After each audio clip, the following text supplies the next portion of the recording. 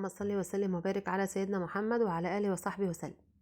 ازيكم عاملين ايه؟ النهارده فيديو هيشجعك وتقومي تخلصي كل اللي وراكي، حتى لو كنا متأخرين. الفيديو ده بدأته بعد الظهر، بعد ما البنات رجعوا من المدرسة. يعني كان قدامي شوية مواعين كده بتوع الفطار على الكوبايات، على الحلة اللي انا كنت طابخة فيها، وكل ده مسكته كله، ما خدش معايا اي وقت. بس في الاول ندعي لاهل فلسطين وغزة، يا رب انصرهم يا رب نصرا عزيزا يتعجب له اهل السماوات واهل الارض. يا رب شتت اعدائهم وزلزل اعدائهم وكتر من احزان اعدائهم، اللهم امين يا رب العالمين. وكمان بفكركم يا جماعة بالدعاء والمقاطعة. المقاطعة حتى لو بجنيه، حاجة واحدة بجنيه بتفرق كتير جدا. يعني لو جبت حاجة بجنيه واحد بس، بيروح لهم في الآخر بيجيبوا بيه مثلا حاجات يضربوا بها اخواتنا في غزة وفلسطين. بس المقاطعة ما تستهونوش بالمقاطعة، بتعمل معجزات. يا رب انصرهم يا رب، وثبت قلوبهم، واجعل أمواتهم من الشهداء، وأسكنهم فسيح جناتك يا رب العالمين. اللهم صل وسلم وبارك عليك يا حبيبي يا شفيع يا رسول الله. الأول كده نصلي على النبي ونبدأ بقى في الروتين. طبعا أنا قدامي مواعين كتير، أنا كده بصوا كنت في مشوار وجيت يعني بدأت غسل المواعين كده، والروتين بتاعي بعد الظهر كان البنات رجعوا من المدرسة وأكلنا أكلة خفيفة كده. وقلت بقى ادخل المطبخ. بصوا انا لما يكون ورايا حاجات كتير بدخل المطبخ الاول، اخلص اللي ورايا كله من غسيل مواعين بقى، واشطب المطبخ كله، الترابيزات والبوتاجاز وكله. وبعد كده بقى بشوف ان انا من الصبح عارفة هطبخ ايه، فبخلص وبطبخ بقى بطبخ. وبعد كده بقى ايه، بشوف الشقة بقى عايزة تروية ايه، فبغسل معاكم بقى المواعين وكل الحلل بقى اللي عندي في المطبخ على البوتاجاز. بفتح التلاجة اشوف مثلا فيها مثلا ممكن حاجة ناسياها، طبق اي حاجة بقى ناسياه، حلة افضيها واغسلها. ما بسيبش في المطبخ اي مواعين عايزة تتغسل. بخلص كل اللي ورايا الاول. وتنظمي وقتك، عايزه تنظمي وقتك ازاي؟ بصي يعني انت في الاول لما يكون وراكي شغل كتير في البيت، بتخلصي مطبخك. المطبخ هو لما بيخلص بيحسسك ان الشقه كلها نظيفه. بتخلصي شغلك الاول في المطبخ وتطبخي كمان، تبقى عارفه مثلا الاكل اللي انت هتعمليه، وبعد كده تقومي تخلصي اللي وراكي في الشقه. صدقيني بيفرق جدا. انا الاول كده قلت ادخل اغسل المواعين واشطب المطبخ واطبخ كمان، وبعد كده في اي وقت بقى بتخلصي اللي وراكي، بتديكي دفعه كده ونشاط كده ان انت تخلصي في اي وقت. ممكن يكون خلاص اليوم بقى قصير معانا، انا بدأت وخلصت طبيخ وكده واتغدينا قرب المغرب. بعد المغرب كملت الروتين بتاعي يعني. يعني كنت خلصت يعني كل اللي ورايا، وبعد كده قلت ايه، اشطب بقى الشقة يعني من حواليها، وانظمها كده وارتبها. وطبعا وانت بتغسلي المواعين ما تنسيش مثلا شوية كده تسبحي، وشوية كده تستغفري، وشوية تلاقي المواعين، او شوية كده تصلي على النبي تلاقي المواعين كلها خلصت معاكي، وتبقوا بقى زي الفل. طبعا انا بغسل المواعين بالاسبونشة، وبغسل اي طاسة بقى او اي حاجة بالسلكة. بتنضف معايا الحلل والطاسات اللي هي السلكة الناعمة دي، احسن من الاسبونشة. وكمان بتنضف البوتاجاز، وبتنضف الحوض وكده. بس الاسبونشة بس للكوبايات او للاطباق الميلامين بس. بعد كده بقى انا خلصت المواعين ومسكت بقى المطبخ كله، بس ما جبتوش معاكم. غسلت البوتاجاز، وكمان مسحت التلاجة، وكمان مسحت الترابيزات، يعني روقته كله. وكمان ضلمت الشباك كده، ونشيت اي حاجة بقى ايه، دبانة او اي حاجة بقى في المطبخ. وغسلت الحوض غسلة كويسة. وزي ما قلت لكم يعني اول حاجة بقى بعملها ان انا ارتب المطبخ واشطبه كله، وبعد كده بقى ايه اطبخ. بعد كده بقى اشوف اللي ورايا بره في الشقه ليل، عشان مثلا اي حد من الولاد مثلا عايزين ياكلوا او كده، بيبقى الاكل في المطبخ. خلاص بقى خلصت طبعا. زي ما انتوا شايفين بالفوطة المطبخ كده، تمسحي ايدك في مطبخك على طول، تمسحي التلاجة السيراميك اللي هو جنب البوتاجاز، برضو البوتاجاز سريعا كده صدقيني مش هياخد منك اي وقت في ايام مثلا صعبة وكده. ممكن تكسلي عن مثلا ما تعمليش المطبخ النهاردة، هتلاقيه برضو نضيف لو ايدك في المطبخ على طول.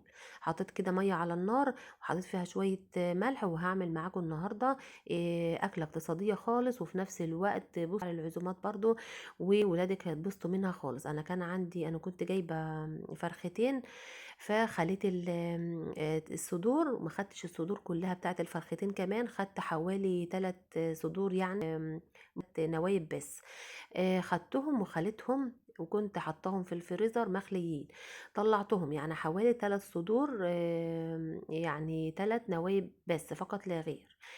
عملت بيهم مكرونة بشاميل بالفراخ او نجرسكو، وعملت بها كمان بانيه. اول حاجة كده خدت الصدور اللي هي تنفع بانيه، وهتبلها معاكو تتبيلة معاكي زي الفل، وبتخلي البانيه طعمه تحفة ولذيذ. معايا كده التوم باودر وبصل باودر وفلفل اسمر وملح وبابريكا وبهارات فراخ. بصي بقى، ونص كوباية من اللبن وتقلبيها. ما عندكيش لبن حطي علبة زبادي، وتقلبي كل الكلام الجميل ده مع بعضه، وتسيبيه بقى شوية كده، ممكن ساعة او ساعتين لو عندك وقت، يشرب بقى من التتبيلة بتاعته، كان زي الفل. بصي طعمه بيبقى خطير. ده البانيه بتاعي، هحطه بقى على جنب على بال ما اقطع بقى بقية الصدور. زي ما قلت لك اكله اقتصاديه، من 3 صدور بس، يعني 3 نوايب بس، مش صدر اتنين، لا 3 صدور مفردين. مفرد يعني. بصوا بقى، انا جبت المكرونه وحطيتها بقى بعد ما الميه غليت، حطيتها في كيس ونص، بس كيس ونص مكرونه. حطيتها في الميه، وحطيت طبعا ملح على الميه، ومعايا كده عشان تستوي. جبت بقى البصل على شوية الصدور الباقيين، انا قطعتهم قطع صغيرة خالص. شوية الصدور اللي باقيين طبعا انا كنت حطاهم في ليمون وخل ومظبطاهم وغسلاهم كويس جدا. هحط بقى بصل، اهم حاجة بقى تستعملي بصل كتير على الفراخ. اول حاجة بيسكر معاكي كده المكرونة، بتبقى طعمها لذيذ، وكمان بيكتر معاكي كمية الفراخ. انا جبت حوالي 3 بصلات كبار وعملتهم في الكب. خلاص المكرونة هي طلعت واتسلقت، جبت بقى معايا البصل على النار، وحطيت عليها قطع الفراخ الصغيرة. زي ما قلت لكم انا مستعملة 3 صدور بس. جبت بقى قطع الفراخ الصغيرة وحطيتها كده على البصل. وبعد كده بقى احط بقى التوابل على الفراخ. معايا ملح ومعايا فلفل اسمر ومعايا بهارات فراخ بس. وبالنسبه للملح، ان انت تحطي بقى الملح في المكرونه والملح مع الفراخ المتعصجه، وتخلي بالك من الملح، لان طبعا هيبقى المكرونه كلها على بعضها. وشويه زيت بقى واقلب. انا عملتها المره دي كده كنت مستعجله، عملتها على السريع كده، يعني تبلتها كلها مع بعضها، كتها ني في ني كده. ممكن انت عايزه تعمليه بقى، تعملي البصله الاول تشوحيها وبعدين تحطي عليها الفراخ. عندي هنا بقى البشاميل، معلقتين سمنة كبار كده وعلى شوية زيت، بس السمنة كده بتديلها نفس وريحة حلوة كده. اي سمنة انت تحبيها، ريحتها انت بتحبيها. ونحط عليها بقى شوية الدقيق بقى، مجرد ما السمنة كده تسيح معايا. جبت 7 معالق كبار من الدقيق، وهبدأ ان انا احمر الدقيق في السمن. يعني شوية يعني معلقتين كبار سمنة وشوية زيت عشان ما يلزقش وكده. الطريقه دي كده هتخليكي استاذه في البشاميل، ومش هيكلكع معاكي خالص. بس بصي اعملي زي بس كده، وانت البشاميل عمره ما يكلكع معاكي. اول حاجه كده زي ما قلت لك بحمر الدقيق في سمنه وشويه زيت صغيرين. اول حاجه بالمضرب كده عشان ما يكلكعش معاكي، ونفضل نحمر فيه ونقلب فيه لحد ما يوصل معانا للون الاصفر الجميل.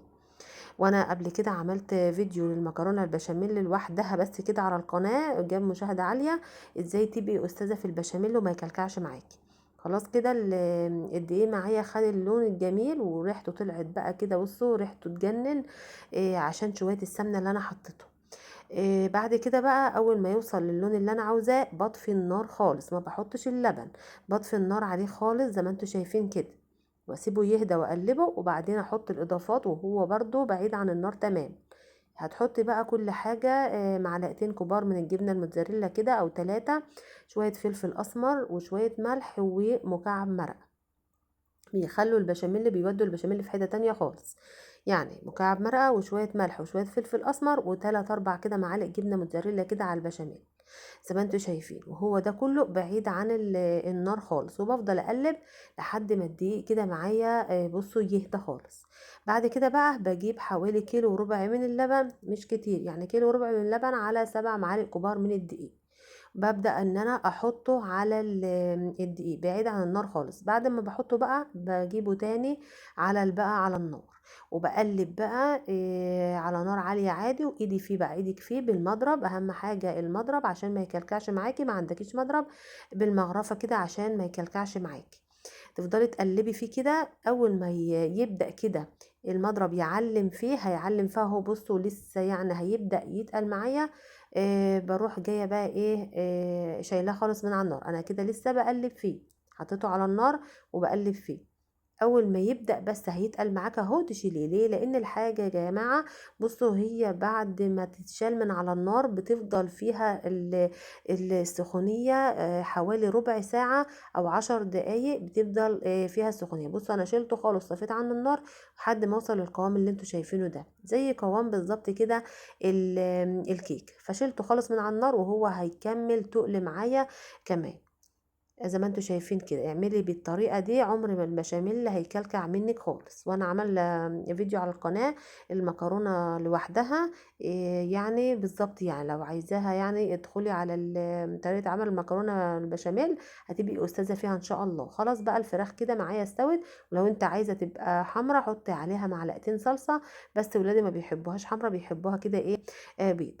معايا بقى البانيه اتبل، يعني فضل قاعد كده ساعة ساعة ونص في التتبيلة. هنعمله هنقليه من غير بيض ولا أي حاجة. معايا بقسماط، تحطي معلقتين أو 3 بقسماط على، يعني تكتري البقسماط شوية، اللي هو بنقلي بيه الكفتة وكل حاجة من دي، اللي هو البقسماط الناعم. كيس من السوبر ماركت، يعني حوالي 7 أو 8 جنيه. بتحط معلقتين كبار من البقسماط على معلقة دقيق. لو حطيتي 3 معالق يبقى معلقتين او معلقة ونص دقيق على الدقيق. وتقلبي كده البقسماط كده في الدقيق كويس جدا، وتشيلي الفراخ من التتبيله او البانيه من التتبيله بتاعتها. وجربي التتبيله دي تحفه، وطعم الفراخ فيها تحفه. هتشيليها، مجرد بس هتشيليها وتحطيها في البقسماط والدقيق اللي انت حطاهم في طبق تاني. خلاص مش هنحط بيض ومش هنحط اي حاجه، هو الدقيق والبقسماط. وبيطلع معانا زي الفل. زي ما قلت لكم اكله اقتصاديه، من 3 نوايب صدور بس عملت مكرونة بشاميل، وعملت كمان بانيه. تنفع عزومة، وكمان ولاد اتبسطوا منها جدا جدا، وكانت أكلة زي الفل وكاملة ومتكاملة. خلاص بقى كده أنا حطيت البانيه في الدقيق والبقسماط، وهكمل بقى الكمية كلها. واهم حاجة بقى تسيبي البانيه يشرب بقى الدقيق والبقسماط ده، ما تحطوش في الزيت على طول. نسيب خالص البانيه لحد ما يشرب كده قد ايه والبقسماط. زي ما بتسيبي السمك كده قبل ما نحطه في الزيت، عشان اولا ما يشربش زيت ويبقى اسمر ومش حلو. سيبته كده مع نفسه كده في الدقيق. وهبدأ بقى ان انا احط صينية المكرونة، ابدأ ان انا ارصها زي ما قلت لك. اعملي البشاميل زي ما انا قلت لك كده، هتبقي ان شاء الله استاذه فيه ومش هيكلكع معاكي خالص. اول حاجه كده بدهن الصينيه من تحت كده، اللي هي شويه سمنه يعني، وشويه بشاميل. ليه؟ عشان خاطر المكرونه ما تلزقش معايا. الاكله دي الولاد بيحبوها خالص، وخصوصا كمان بيحبوا المكرونه بالفراخ، مش بيحبوها خالص باللحمه المفرومه. بصوا بقى كده، انا قلبت المكرونه كلها الاول في البشاميل عشان تشرب كده من البشاميل وكده. انا بحب البشاميل يبقى كتير كده في المكرونه، وبحاول ان انا اقلل من المكرونه، يعني عامله كيس ونص بس. هبدا ان انا بعد ما قلبتها كلها احطها كده في الصينيه، يعني على نصين، نص الاول وهنحط بقى الايه الفراخ، وبعدين النص التاني. زي ما قلت لك اكله اقتصاديه خالص وموفره، وخصوصا في الايام دي كده احنا عايزين نوفر بقدر الامكان. وكمان في نفس الوقت نكون شطار كده ونفرح ولادنا كده بحاجات حلوه، ونفس الوقت كده ايه ان احنا بنوفر، يعني بنضحك عليهم شويه كده. يعني حطينا شويه فراخ صغيرين نكترها بشويه بصل كده، والله وكان طعمها تحفه وزي الفل. زي ما انتم شايفين كده كل حته فيها الفراخ وعليها البصل وزي الفل، وطعمها كان تحفه. اهم حاجه بس تكتري في البشاميل، قللت من الفراخ شويه صغيرين هنكتر بقى في البشاميل كده. حطيت الفراخ وعليهم الطبقه التانية من المكرونه، زي ما انتوا شايفين. وهبدا ان انا بقى ايه ارصها حلو كده واسويها حلو خالص. بعد كده بقى هحط بقيه البشاميل كله على وش الصينيه كلها كده. كان بشاميل كتير معايا، وكمان زي ما انتوا شايفين القوام بتاعه، انا بحب بقى القوام ده زي ما انتي بتعملي كيك كده، قوام الكيك يعني مش متماسكه ولا اي حاجه معايا كده، سايله كده عشان تبقى كتير. وكمان بتحطيها في الفرن، اهم حاجه بقى تعلي عليها النار وتفضلي قاعده جنبها. ليه؟ عشان تفضل بقى كل حاجة مستوية، الفراخ والبشاميل والمكرونة مش هنوطي عليها النار خالص، هنعلي عشان خاطر تستوي بسرعة كده وايه، والبشاميل يفضل طري فيها وزي الفل. ونديلها وش من فوق، لو هي احمرت من تحت والاطراف كده احمرت، نولع الشواية من فوق تاخد بقى الوش الجميل من فوق، وخلاص على كده. زي ما انتوا شايفين كده. وبدأت بقى ان انا اسوي البشاميل كله من فوق كده، وبمنديل او اي حاجة، اي حاجة بقى جت على الصينية عشان خاطر ما تحرقش معايا في الفرن. بمسح الصينية كلها كده، بمسحها كلها من اي بشاميل او اي حاجة عشان احطها في الفرن وهي اي حاجة كده على الصينية ما تحرقش معايا. خلاص دخلتها الفرن. وكمان دخلت بقى عملت البانيه حمرته، كان خلاص شرب البقسماط والدقيق. وعمليه بالطريقة دي كمان هنوفر البيض، مش عدنا هنعمل ايه البشاميل البانيه ببيض، لا هنقليه من غير بيض. وبصوا النتيجة هي خلاص اهي صينيه المكرونه طلعتها، البشاميل اللي طاري فيها وزي الفل اهو، خدت لون من تحت ولون من فوق، وبقت زي الفل. كمان البانيه كان اتحمر. وحطيت بقى عايزه اقول لكم ان الولاد كلوا كمان من المكرونه قبل ما احط من طعمتها، قبل ما احط الاكل. يعني كل واحد كده بالهنا والشفا خد قطعه من المكرونه قبل ما احط الاكل. بصوا متماسكه وكل القطعه بقطعتها ومليانه فراخ، وبصوا مليانه بشاميل كل حته اهي. وأوريكم الفراخ كل حته فيها فراخ، والبانيه بقى طالع زي الفل. وطعمه اعمليه بالتتبيله اللي انا قلتلك عليها، طعمه تحفه، طعمه خطير البانيه وزي الفل معايا اهو. جربيها الأكلة دي كده. وتعالي بقى نشوف الروتين اللي ورانا بعد ما اتغدينا الحمد لله. بصوا بقى كده انا كان عندي الريسبشن كده مليان بقى كتب وكل حاجة كده في ناحية، قلت اروق حاجة بس ننظم في وقتنا. يعني وراكي حاجة الأول ادخلي مطبخك خلصيه وشطبيه، وكمان اطبخي للغدا. أو كان عندك أكل بايت من امبارح ظبطيه كده وسخنيه واعملي سلطة وكده. وبعد كده بقى شوفي بيتك وراكي ايه في البيت، أو تنضفي ايه في شقتك. أنا بعد ما خلصت الغدا وكمان غسلت المواعين، يعني بصوا كنا داخلين على المغرب كده ما كسلتش. قمت وشفت اللي ورايا. الريسبشن كان عندي عايز يتروق، طبعا انا كنت عامله معاكم تنظيفه عميقه للريسبشن برضو على القناه، وفرشت فيها السجاد ونظفتها تنظيفه عميقه. فعايزه بقى ايدي فيها كده على طول اول باول، اي حاجه يعني شويه تراب بقى، اي حاجه واقعه هنا، اي حاجه موجوده هنا، ارتبها كده وايدي فيها باستمرار عشان خاطر ما يتراكمش فيها بقى التراب. واجي بقى كده ايه، هي اول باول بتفتح النفس كده على انها تتروق يعني. اما لو راكمت شغل ورا شغل هتلاقي نفسك قدامك حاجات كتير جدا وهتتعبي وهتبذلي مجهود فيه. خدت بقى كده الريسبشن كله، شلت من عليه كل حاجة كده ونظمتها عليها او اي حاجة. بعد كده بقى بصي ايدك في شقتك على طول، مش هتاخد والله معاكي اي وقت. يعني انا خلصت الريسبشن كله وحمام الريسبشن كمان والبلكونة بصوا في ساعة كنت خلصتها. بعد ما نفضت خلاص اي بقى تراب بقى عند المكتبة فيها التلفزيون كده برضو في الريسبشن، من اي تراب بقى عليها التراب الناعم ده.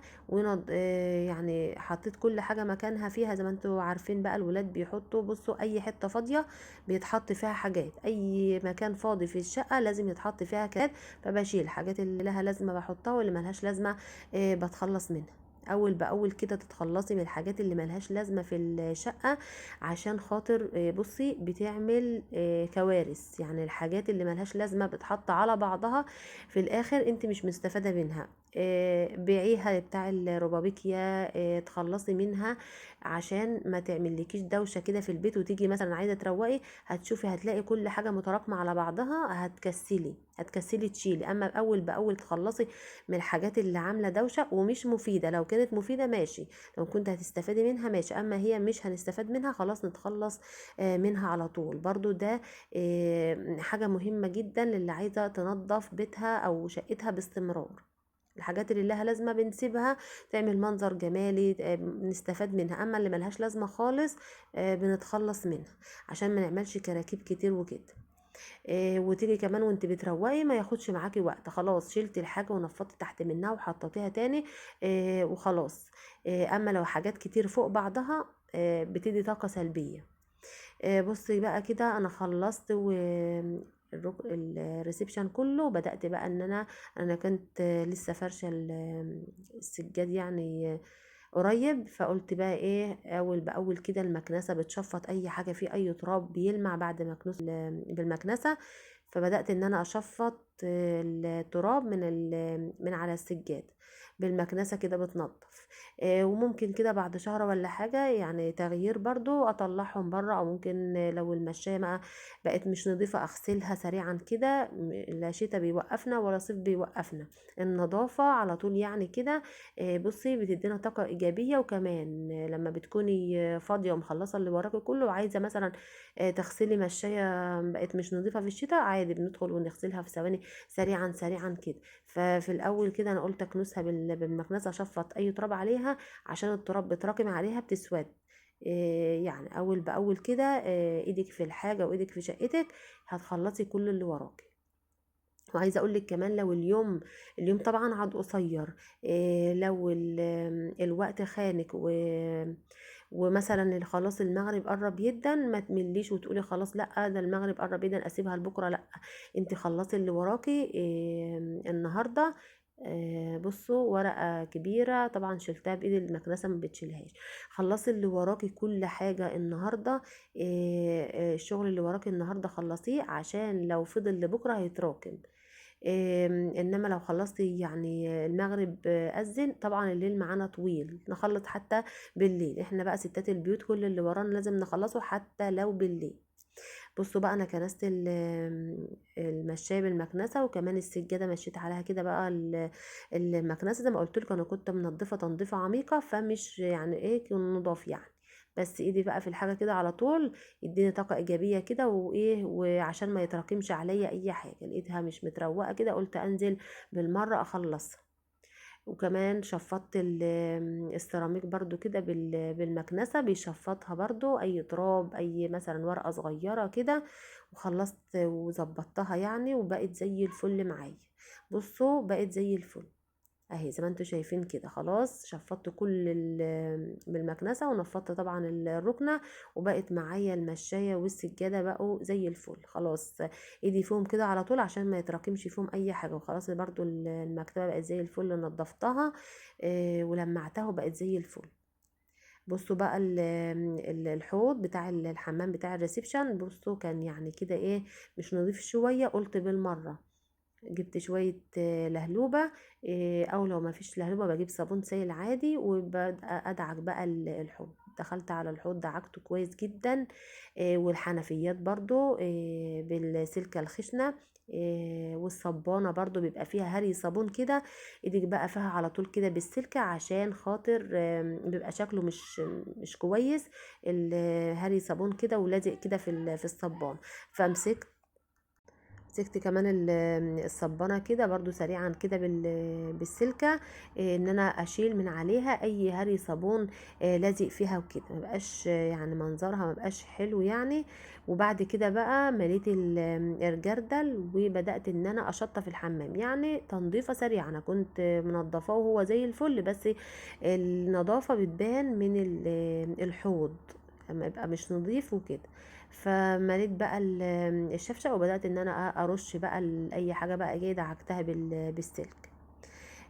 عشان كده ايه يبقى ريحته حلوه وزي الفل. وكان هو يعني الحوض بس اللي ما كانش نضيف، فمليت بقى الجردل كده ورغوي كده، وبتدينا بقى طاقه ايجابيه وكده. وبدات بقى بعد ما مليته مسكت بقى الشفشه اشطف الحمام كله. حتى لو انت كنت مكسله بقى تدعكي بقى سيراميك الحمام او اي حاجه، بصي املي جردل ميه بشويه صابون او بشويه ديتول اي حاجه، وابداي شطفي الحمام كله. امسكيه كده بجردلين كده، هتلاقي ريحته بقت زي الفل. وهتلاقي التراب مشي من عليه مثلا برضو، حتى لو ما دعكتهوش برضو هيدينا برضو ايه نظافه، وهيبان عليه النظافه. من اقل لمسه لنا في البيت بيبان عليها النظافه، وكمان بتنعكس علينا احنا ستات بيوت بالطاقه ايجابيه.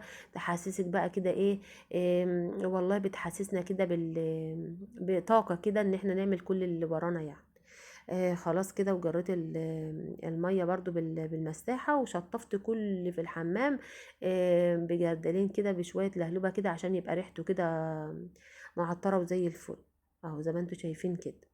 قومي بقى خلصي كل اللي وراكي، ما تسيبيش حاجة لبكرة، ما تأجليش حاجة لبكرة، لان كل يوم في شغل. زي ما بنعوز كل يوم نطبخ ايه ونعمل ايه، ما فيش يوم هنقعد فيه. لو قعدنا فيه كل حاجة هتتراكم علينا اهو بقى زي الفل معايا. حتى ما دعكتوش المرة دي، دعكت بس الحوض، شطفته بس تشطيفة كويسة خالص بشوية لهلوبة كده، بقى معايا زي الفل. كان بس اخر حاجة بقى البلكونة اللي هي على الشارع، زي ما قلت لكم بتتميل تراب يومين وتيجي التراب لانها على الشارع. مسكتها برضو كده، بصوا كان خلاص المغرب بيأذن، وكان خلاص. فقلت بقى ايه بالمرة إيه بشوية مية كده وشطفتها بقى. بصوا جردلين مية كده، وطبعا المية خلاص بتريحني، بتنزل بقى على الشارع في الماسورة اللي هي في البلكونة دي. وبدأت ان انا ادعكها برضو كده من اي تراب لازق فيها، ونزلت المية كلها. وطبعا جبت مية تانية وشطفتها، بس انا بقى ما حبيتش اطول عليكم. بالمقشة كده نزلت كل المية. زي ما انتوا عارفين البلكونة عندي على الشارع، فالتراب فيها كل يومين تلاقيها كلها تراب. فاحسن حاجه ان انا ادلق فيها بقى الجرادل كده ميه، يعني جردل واشطفها بجردل كمان، وبقت معايا بتبرق وزي الفل اهو زي ما انتوا شايفين اهو. عايزاكي بقى تقومي وتتشجعي كده، واللي لسه ما اشتركش في القناه يشترك وتعملوا له لايك وعايزاكي بقى تقومي وتخلصي كل اللي وراكي وتتشجعي كده، وتعملي لي لايك حلو وتعليق حلو منك.